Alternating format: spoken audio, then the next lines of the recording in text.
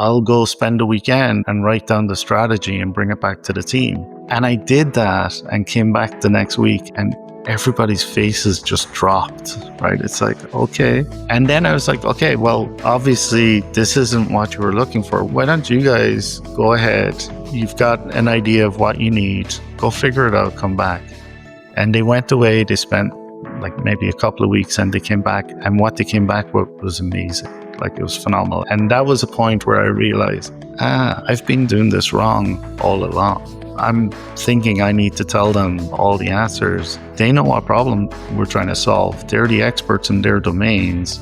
They came out with a wonderful solution. Welcome to the CEO Pick Show, where we uncover the essence of extraordinary leadership by interviewing CEOs with over 90% approval ratings on Glassdoor. Hello, and welcome to another episode of the CEO Pick. I'm honored to be today with Conor Bagnell, the CEO of MHK.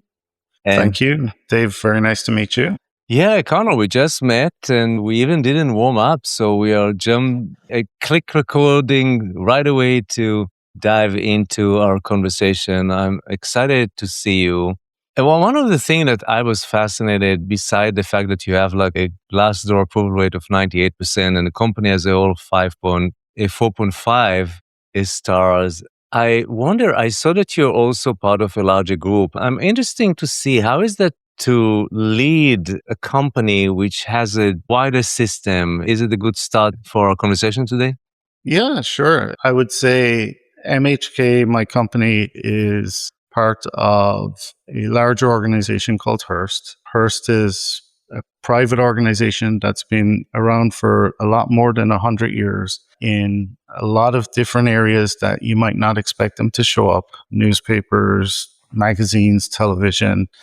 They have business, media, and healthcare solutions, and we sit in a division of healthcare that has 6 companies that are very mission focused. And I think being within the Hearst organization really allows us to focus on our mission. We don't have to worry about the pressures that you might have if you're with a VC or private equity. We don't have to report to Wall Street quarterly. We can just focus on following our mission.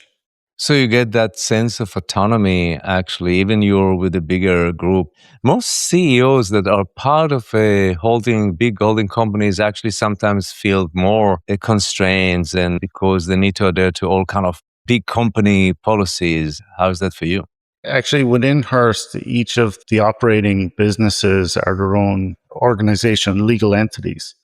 So we do get some common support from like legal and some other technology areas where you can lean back and get additional support, but you don't really have anybody coming in saying, this is what you have to do. They're there to help. And if you need help, you can get it. Otherwise, you focus on managing your business.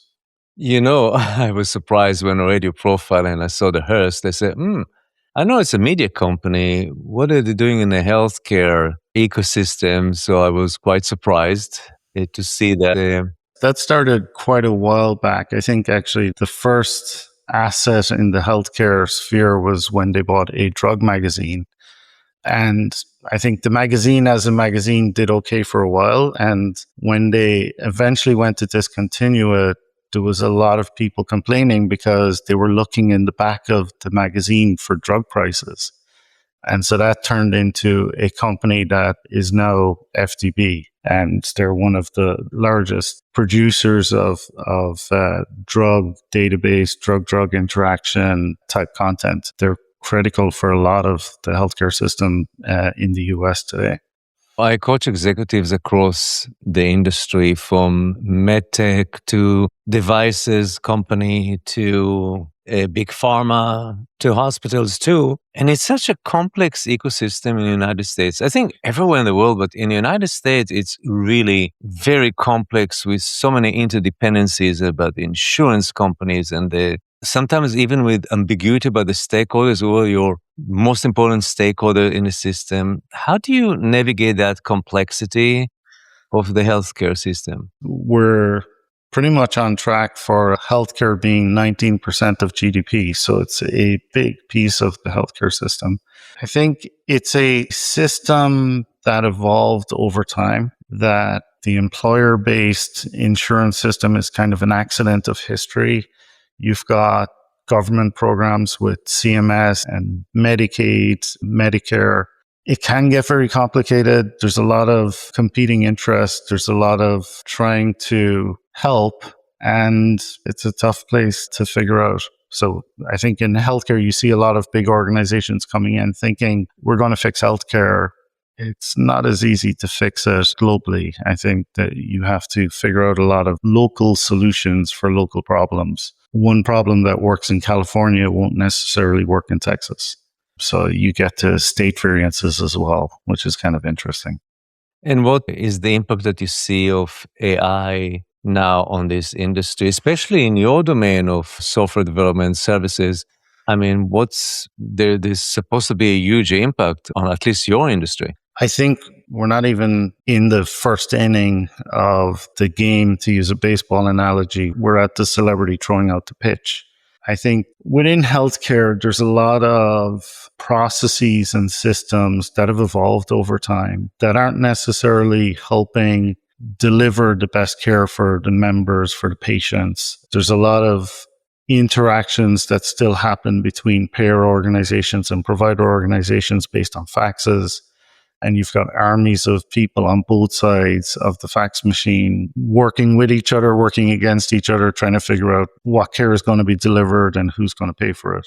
I think there's a lot of room for AI to take a lot of the administrative, labor intensive activities that aren't necessarily high value add and start taking those costs out of the system. And I think the real focus needs to be on equipping the clinicians that need to make real decisions about the care that patients need, giving them the tools so that they can make those decisions more efficiently. If you get to the right decision more quickly, everybody benefits, no matter what side of the fax machine you're on, if you use that metaphor. Yeah, I was wanting to ask you, what is a fax machine? Well, yeah, you've got a couple of gray hairs. You Yeah, probably I know. remember.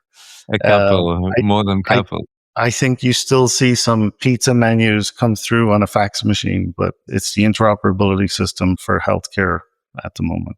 So how do you lead your team through that changes? My middle son, I have 3 kids, started a company, startup that he planned because he see the opportunity in transforming the administrative administration. So it's an AI company and they're growing. They hopefully will go through Series A. So he saw the opportunity. But shifting to the leadership, what is different in leading at least the leadership team and organization in such a complex environment that is going to be affected by the AI in the next few years? I would say the nice thing, the piece that I like about being in the healthcare space is it is very easy for people to buy into the mission, buy into what you're trying to do, because everybody has family, everybody has friends, everybody lives in a community. They want the best care for their families, for their communities. And so, first thing is, a lot of people who work in healthcare are drawn to it because it's very mission driven.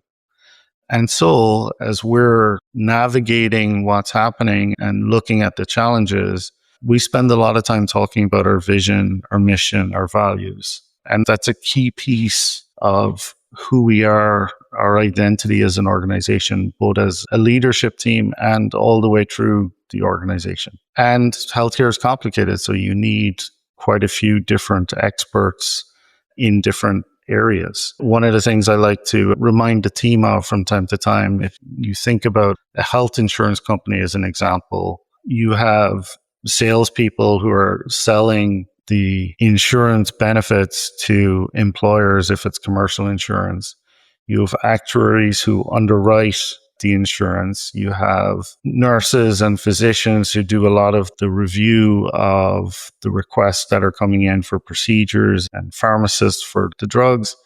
You have more entry level people doing the fax intake or doing sort of customer service. Just think about the holiday party at that organization. These teams aren't necessarily all looking like each other. And so within a health plan, within a hospital system, you've got a wide range of capabilities, knowledge, capabilities. And one of the challenges is bringing everybody together and aligning them. And one of the things we definitely see is organizations that have figured out how to become well aligned are much easier to work with as a vendor. It's the organizations where there's misalignment. It becomes a little bit more of a challenge to work with them and help them achieve their outcomes. It's interesting because when I work in this industry, you mentioned that experts in those organizations, there is some expert mindsets that actually pulls the organization down from leadership perspective because the experts sometimes can ground it in their expertise and the know-how and sometimes with the ego that comes with the knowledge, especially when you see doctors that promoted into leadership position. They used to be the expert in the room and not much open to other people's perspectives and worldviews. Have you noticed it too? What are your thoughts about it? I've definitely seen people who are passionate about their point of view. You will find people who have experience trying something and it didn't work for whatever reason. I think when you run into situations like that, it's useful to take a moment and listen and understand and really take the time to break it down and try and understand when there's competing perspectives about what needs to happen, what can't happen, really sifting through it and figuring out what's going on the next level down. One of the tools that you'll run into from a software lean methodology perspective is the 5 whys. And so if you get someone who's adamant, this is the way it needs to be, okay, take a beat and start digging in. One of the expressions I also like is prescription without diagnosis is malpractice, right? And so if you get someone who's saying, no, it can't work this way, if you try and blow past that without truly understanding the perspective, you're risking missing something important as well.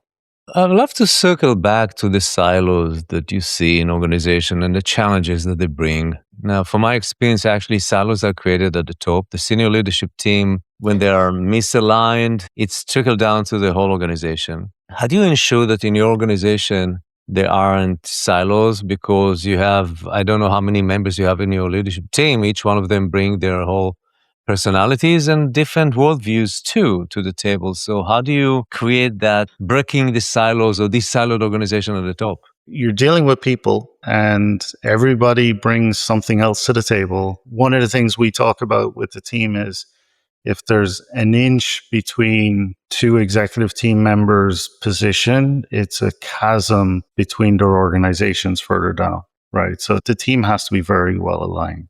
We spend a lot of time on alignment and making sure we're understanding each other. We sort of have a cadence where we'll have meetings every week. We've got stand-up meeting every day for just quick alignment. We've got a weekly meeting where we spend a little bit longer together talking about things. And then once a month, we spend 2 days together and we'll actually take the time to go out for dinner, break bread together, and make sure we're as aligned as we can be. And then part of my job is to look out for or to sort of pay attention to where there may be friction under the surface that's not getting addressed. One of the things you'll get from time to time is someone will come to you and say, hey, I've got this problem with this other person or this other department. And if the answer to the question is, what did they say when you talked to them? If the answer isn't that they talked to them, that's maybe the first step. So you got to get people working together. And if they're feeling distance from each other, they've got to spend time working on that too.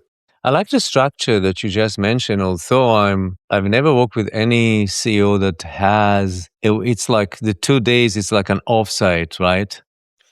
It's like an offsite. We get people to sort of step out of the business. We typically do it in one of the offices just from a cost perspective. But yeah. Because you're doing it every month. And that's the surprise because most organizations do that with the senior leadership team once a quarter. And that's the classic. And I think it's very, very good. I remember coaching somebody last week and they told me that they meet every 2 weeks as a leadership team. And I thought, that's actually low frequency, low touch leadership team. and some even once a month. How can you be aligned when you meet once a month? It just doesn't make sense because, hey, we meet every week one on one, but it's not a team. And that's kind of, for me, the most important thing is, and I think we're pretty much there from my organization's perspective. It's a good group of people. Nobody's perfect. We're happy to tell each other when we're not perfect. And we're a team, right? None of us on our own are going to be able to figure it all out either. That's very classic. Actually, there was I forgot the name of the book. I think The Death by a Meeting by Patrick Lencioni. Yeah, I'm a big fan of Lencioni. Yeah, and Lencioni has the same structure in this. It called it the 4 meetings, which is exactly what you mentioned, except of the 2 days once a quarter. And I think it's great that you're doing it once a week. When I was a CEO, I did quarterly, but I did it as an extended leadership team, not only the C-suite, but I brought the VPs and sometimes even the directors to the meeting. So do you have those meetings that you bring more leaders to get a little bit of sense of what's going on in the ground? Yeah, well, actually, our morning stand up is kind of the extended leadership team. So it's the executive team, and in many areas, next level down, it's a very operational, tactical meeting. And it's a good place to surface things people are concerned about. If something's not quite working right, or if there's questions, you can get it out in the open. Depending on the topics on the other meetings, like the team will run the agenda for the weekly 2 hour meeting. If we're doing something where we're doing a deep dive on a specific area, the experts within the organization in that area or the key stakeholders will come along to that meeting. And then the same on the 2 day meeting. If we're really deep diving into something where we've got key parts of the organization very affected, we may bring them into those meetings. So how do you know that your team is in full alignment? It can be fake perception Oh, that we are fully aligned. How do you know? the false harmony. I've had over the years plenty of examples where people are saying, people are feeling that they're aligned, but what's happening on the ground isn't quite sort of bearing that out. Actually, when I joined this organization first, one of the first conversations with one of the executive team members, he was sharing that it's a wonderful team. Everybody's aligned. They never argue about anything. And I was like, oh boy, that's going to change. So you can see it. It comes up in different ways. You just have to sort of be sensitive to it and sort of have your radar out for it. Reminds me of my previous marriage. Everyone told us Previous we are marriage. so aligned, me and my ex-wife, because we never fight. We live Right. such an alignment. And until boom, we got divorced, and everyone was like, really? You were a role model. It was a fake alignment. Actually, the lack of conflict that we had was the root cause of because we never ironed all the elephants in the rooms that we had. Now I have a different marriage, but very Yeah. different than that. But you mentioned earlier that competing perspectives, I want to circle back to that. How do you mine for those and notice that and actually bring that real alignment and not the fake alignment? Depending on the situation, like if you create the right environment, people will naturally come in and play the way you want them to play. If there's psychological safety, if nobody's punished for saying the wrong thing, it's kind of back to Lencioni, the 5 dysfunctions of a team, right? It's trust and whether they can engage and align with each other. I think when there's an important conversation or an important decision, one of the things I always try to do is keep my mouth shut. My job isn't to come in to the meeting with the answer. My job is to come out of the meeting with the right answer. I'll stay quiet for a while and I'll want to hear from everybody, right? Like the worst thing you can have is you go through a conversation, 4 of 6 people say their piece and you say, okay, let's go. And then the 2 people who didn't say it are the ones who just aren't having it. They're not in at all. Situations like that can be a problem, right? You don't get to disagree and commit. So it's important to listen out to make sure everybody's had a chance to speak up. And frankly, they have an obligation to speak up as well. You just need to make sure that's clear. And then if you feel like someone's holding back, they're not quite saying, create the space for them to get it out. And that's maybe, if there's one thing I'm good at, it's probably I'm pretty sensitive and I can pretty much tell when someone's holding back. And what do you do when you sense that they are holding back? I'll call them out nicely, right? Like, hey, I'm getting a sense that you're not quite comfortable with this, that there's maybe something. Can you just share what you're thinking? And just create the space for that. And a lot of times, if you just give someone the space and the prompt, you'll get things out in the open. Yeah. When you said that was kind of, it's a felt sense sometimes. And many leaders I work with don't have that attunement to what they're feeling and sensing within them. So they're not actually sensing because it's so cool when you have everybody agree with you, especially when you rush to the agenda and not sensing, great, nobody's arguing with me. Let's move on. And you didn't get alignment. It's a fake alignment until you hit the execution and see things don't work and what's going on. And you miss that felt sense, which is like, and yeah, that's a capacity. It's not a skill that you can learn from a book. It's something that is experienced, but also kind of attunement to your emotions and the emotions of others. Does it make sense? It does. And I've certainly, like, I think over the years, I sort of went on my journey. I started as an engineer. So all the way through engineering school, from the very start of school, your job is to get things right, is to have the right answer. And your value is having things right. And you spend time as a young leader telling people what the right answer is, right? And someone will come to you and say, I've got a problem, and you give them the answer and you feel good about that. Like, yay, I've helped someone. Over time, you realize that it's not necessarily about you being right. It's giving the other people the chance for them to figure out what right is and make their own mistakes and get there. And I think that's the one thing that I've probably over the last 10 years gotten better at, is sort of, okay, I'm not going to tell you what the right answer is or what I think the right answer is. I want you to think about it. And if you're not quite there, okay, let's spend some time talking about it. Let's figure out what's going on.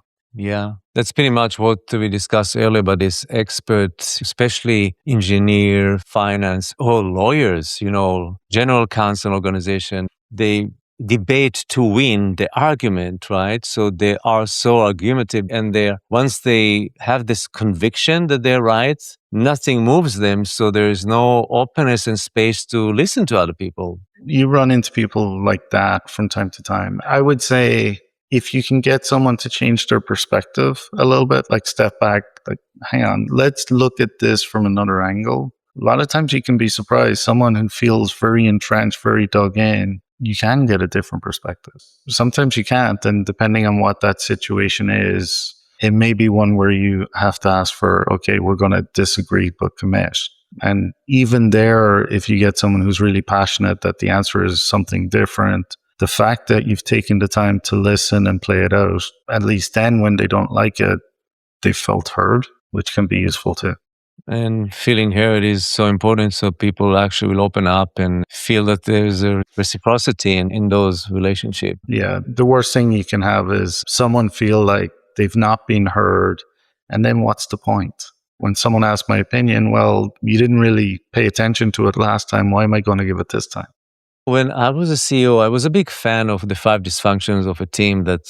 It's like 20th anniversary, so it's an old framework. And because I was at the time located in Hong Kong, I actually invited Lencioni to come, but it was so expensive to bring him and he bring his team and to run this workshop. So I bought the workshop and I ran it for my senior leadership team. Everybody loved it so much, and then we implemented it to all the teams around the world, and eventually we had people that run it within organization. And after 2 years of doing that, I realized that it's not effective. It didn't work. It was a beautiful framework, and it didn't work. And by the way, because I am so bought into that idea, and then it took me probably another decade to find out what was the problem. And what was the problem? The trust at the bottom of that pyramid is actually an outcome of something. You're not trusting he created like a process of trust and share your personal thing and everybody will trust each other. And trust is built in conflict. So I just flipped that. So when I started to work and when I coach teams, we start with the conflict. And when we learn how to deal with conflict or conflicting perspective, trust happens by itself through the conflict. It's a byproduct of the conflict. Yeah. Many people say, I want my team develop trust. But actually, when you think about trust, is an outcome. It's like people say, I want to build influence in the industry. Influence is also an outcome that you're doing something right, right? So, and I thought trust is an outcome. And Patrick is not far, lives pretty near me. I never had a chance to discuss it with him. It'd be fun if you bumped into him at Starbucks to corner him on that one to see. So what resonates for me is when two people or a team of people are dealing with something difficult together, the bond, the relationship gets tighter. I do think there's value in some of the vulnerability exercises. Like we've gone through several versions, like one where you draw your life story, everybody gets a chance to do that. It gives a foundation of understanding that's a little bit more than it would have been if you didn't do that. And I think you're right that it does have to be stress tested. If everything's wonderful, if there's no conflict, it's very hard to build trust. I totally agree with the vulnerability. I think that people actually don't know how to be vulnerable in relationship, not only in cooperation. Actually, when you think about it, even at home, people are not vulnerable with their partners, with their kids, with so we become a culture of non being vulnerable. I discussed it yesterday with somebody about vulnerability, and he said, I cannot. I cannot be weak. I was conditioned since I was young by my dad that you cannot show emotion, cannot be vulnerable, otherwise I'm weak. So there's so many cultural barriers to be vulnerable in organizations. So how do you overcome that? I think you show up with authenticity, right? And if I'm worried about something, like why not talk to the team and share that I'm worried about something? Or if I'm frustrated with something, I'll share that I'm frustrated. So I think it's just being honest with your emotions, how you're doing, and sharing it with the team. And I think a lot of times you do that with a team, whether it's a team of peers, whether it's a team you work, who you're responsible for. People want to help. If they understand what you're going through, they'll want to help you. So I don't think it's more difficult than that. Well, so you evolve into having the capacity to share your emotion. Many people are not there. Maybe will never be there. Maybe they cannot share emotions with anybody. I don't know. The interesting thing too, and probably over the last 10, 15 years, I've spent time with like meditation and just simple meditation apps and stuff. I think being able to identify and understand emotions is probably helpful, and being able to appreciate that if you're feeling a certain emotion, it's just a signal to tell you there's something to pay attention to. So if you're nervous, if you're frustrated, if you're angry, spending a little bit of time saying like, why is that happening? And being able to dig into it. It's like, I'm nervous because here's these three things that I should be doing that I'm not doing. Okay, guess what? I know what I need to work on next. So I think that can be helpful too. Absolutely.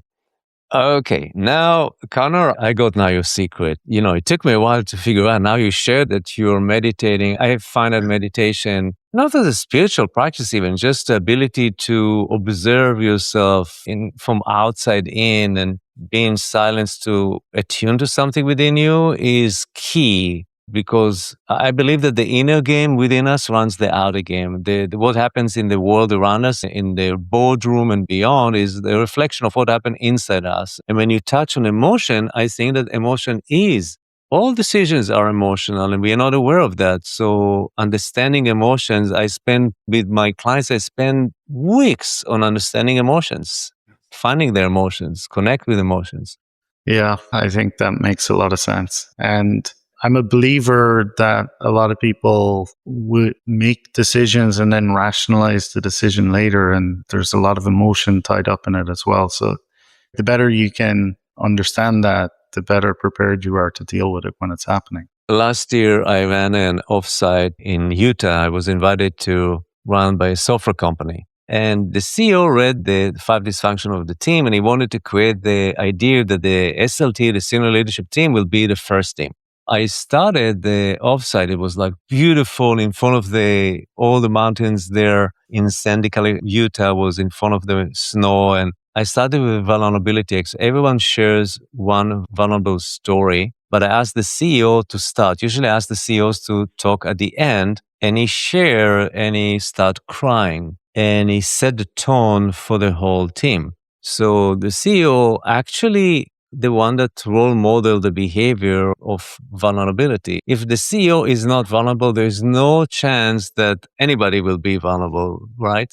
For sure. And looks like you are actually role model that. So sharing your emotion and connected to that uncomfortable emotion like fear, sadness, worry, anger, frustration, you name it. Yeah. If you just step back from it too, if you're asking everybody else to show up and bring their best selves and for them to be vulnerable, how can you not yourself? So if you're not role modeling it, then you're missing the whole point. So what other pivotal moment you had that you feel that your leadership started to shift? You mentioned that one of them was meditation 10 years ago. Something kind of shifted in your leadership. Can you identify what are the other shifts that you had? I think the biggest one, and it probably unfolded over a couple of years, was just sort of letting go the idea that I had to have all the answers, that I had to be the one, and sort of realizing when people were coming, asking questions about what they should do, giving them what I thought was the right answer was just me being selfish, right? Like me feeling good, right? That was my dopamine hit. Like, oh yeah, great. Look at me. I'm great. I give you the answer. There was one point with a team several years ago where we had added some amazing people on the team. We had wonderful talent. It was a good cross functional team. And I could tell there was a malaise within the team that it just, there wasn't an excitement. There wasn't an energy on getting stuff done. And we would talk about it, right? I was sensitive enough at the time to know that it wasn't quite there. And as we talked about it, the team would talk about, well, we don't quite understand the strategy. And you would hear different things sort of around that. And I thought, oh, okay, I'll go spend a weekend and write down the strategy and bring it back to the team. And I did that and came back the next week and everybody's faces just dropped, right? It's like, okay. And then I was like, okay, well, obviously this isn't what you were looking for. Why don't you guys go ahead? You've got an idea of what you need. Go figure it out, come back. And they went away. They spent like maybe a couple of weeks and they came back. And what they came back with was amazing. Like it was phenomenal. And that was a point where I realized, I've been doing this wrong all along. I'm thinking I need to tell them all the answers. They know what problem we're trying to solve. They're the experts in their domains.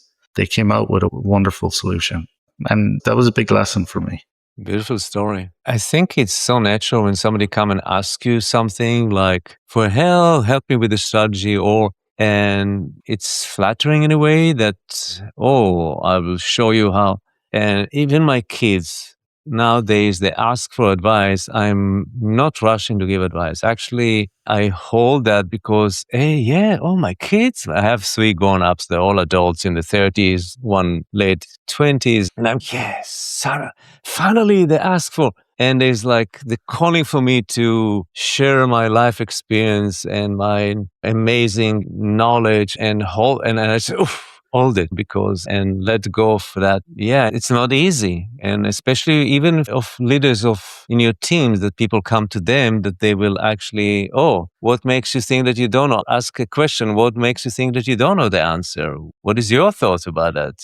Exactly. If you get that going all the way through the organization, now instead of having the few people at the top making decisions, you've got the whole organization making decisions. Sometimes when I'm kind of having connection calls with prospective clients, they ask me, Dave, tell me about yourself. And I feel, yeah. And I tell them usually my ego wants to tell you a lot about myself, how great I am. And I don't want him to jump in and just come with another question that actually shift the conversation. It's like when somebody calls for something, it's like my ego wants to jump in and take over the conversation. I'll show him how great I am, but rather than being with them fully connected and fully attuned to where the conversation will take us. Yeah, there's power in that. And it's hard, right? Like at home with my wife, when she tells me about her problems, I just want to give solutions, right? I got to stop myself there too. There is, my wife is an engineer and Yeah. she likes to give solutions to everybody, including myself when I need some empathy and I don't need any solutions. So I'm the engineer in our relationship. It's very interesting. I find actually that many people feel that they believe that who they are at work is very different from who they are at home. I thought so too, by the way. For many years, I kind of wear a mask and people don't know me how I'm in real life. In real life, I'm very different. But actually, it wasn't true. I was a control freak at work. I was control freak at home too. What is your sense about what is about you that how do you actually integrate that your personal life and professional life? Are there boundaries there or there are some kind of connections? I would say I am the same person in every way that matters, whether it's at home, whether it's out with friends, whether it's in work. I think I show up, I'm interested in people, want to understand people. I think that's an important part of my value in work. In terms of boundaries between work and home, obviously, when you're running an organization, there's a lot to do, there's a lot to follow up on. There's times where I'll come downstairs early in the morning on a Saturday or something and get a couple of things done. But if you're doing something you really enjoy, whether it's work or home, you don't really think of it as a burden or a chore, right? If you love what you do, you never work a day in your life. And so try to approach it a little bit from that perspective too. Great. As we come close to the end of our conversation, two things. I'm now thinking about the next season. Right now, we're in a third season, and this season is dedicated to CEOs that have high, above 90% approval rate on Glassdoor. The next season probably will be for new CEOs. Actually, I want to bring new CEOs in the next season that did have the experience and share a little bit of the challenges. Now, maybe for you, it was quite a few years back and you don't remember, but if you want to give advice to a new CEO that was not the founder that started, but a new one that just got promoted, what is the single most important advice you'll give to a CEO, a new one? Well, I could probably be on next season's podcast as well because I've been here 3 years as president. So it feels like I'm still learning. And I think that's probably always the case. I think for a new CEO, new president, what helped me a lot, I would say, is I took the first 60 days and said, I'm not going to make any decisions at all. I'm going to go around, I'm going to spend 30 days talking to the organization, talking to everybody I can get to, try and understand the people, what they're struggling with, what they're doing well, where the successes are, where there's challenges. Spend time with our clients, understanding their perspectives of the organization, what's going on. And this is something actually for new leaders on my team. When we onboard someone, I ask them not to make any decisions for the first 30 days at least. And you'll get someone who comes in and after 3 days, they're like, okay, we're going to change this. And it's like, well, hang on a second. This is your priority today. You haven't seen everything yet. You need to see a little bit more before you really understand what your priorities are. So taking that 60 days was really helpful for me. I was able to make my priority list, remake my priority list. Then at the end of the 60 days, I knew what I needed to do in the next month, next quarter, next couple of quarters. So that felt very useful to me. I think that this is a great. I wish I knew that 20 years ago. You know, because of that, in the 90s, it was all about being a change agent. It's always be a change, you know. So I was hired and immediately like be a change agent and jumping too fast before having the connections and really deep understanding and having the people with me first on board, which is more important than the change in their business. And I didn't see that people actually are more important when we start a new job than the business itself. So I really love that idea of 30 to 60 days, no decisions, just relax. Yeah, well, it's not even as much relax, it's take your time. When you do make a decision and something has to change, it's going to be a lot of work. And as you said, you're going to want to bring the team along with you, and you need to understand how to bring them along with you as well. So it was useful. That helped me. I love the notion of always new CEOs, so you can bring me to the next season. That was a cool one. I think my wife worked in the oil industry as a software developer for 20 years. So, and then she decided to become a computer science teacher. And then she's like more than 10 years, like 15, and she still introduced herself as a new teacher. And I said, you are not a new teacher. I said, I am. I'm a new teacher. And for me, I'm kind of almost close to 10 years as an executive coach. And I have this mindset that I'm still a new executive coach because there will never be a mastery, actually. It's one of the professions that there's no place to say, oh, I master it all because I am still work in progress. So, Yeah. No, we all are. Although this is not a good story, but one of the stories I love was one of my old colleagues had someone come to him saying, "You need to give me a raise because I have 17 years of experience." And he turned around and he said, "You don't have 17 years of experience. You have 1 year of experience 17 times." oh, that was so good. Good. So, Connor, I have a new tradition that I'm starting Okay. that every CEO leaves a question to the next guest Okay. Okay. without knowing who it will be. I even don't know who. Maybe I know, but maybe my team knows, but I don't. But so leave a question to a guest that will be on the show, and we will just kind of start to leave it to the next one. So, take a moment and think what is the question that you want to leave to the next guest on the show? When all is said and done with the organizations you're leading and you're retired, what will have been the biggest legacy that you're most proud of?